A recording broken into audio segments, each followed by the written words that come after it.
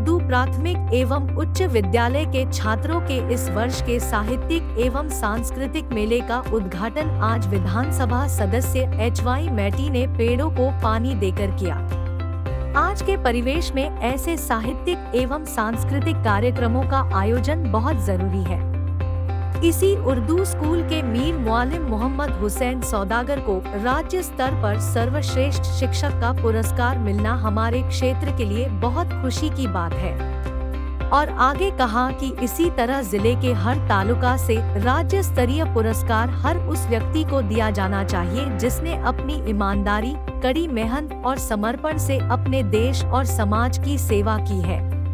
गुलकोट के परिसर में Urdu model school number 8 hectare number 38। इस कार्यक्रम में नगरपालिका सदस्य रवि दामजी, हाजी दंदन, सार्वजनिक शिक्षा विभाग के BOH MS बद्दानी, ECO Urdu Abdul Rahman, SDMC अध्यक्ष अल्ताफ दिंगी, सदस्य SDMC इकबाल काला दागी।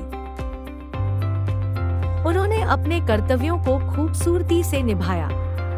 इस कार्यक्रम के साथ साथ उसी स्कूल के नवनिर्मित कमरों का भी उद्घाटन किया गया।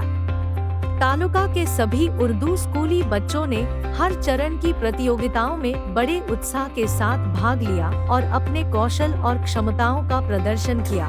विशेषकर कव्वाली प्रतियोगिता बहुत दिलचस्प थी।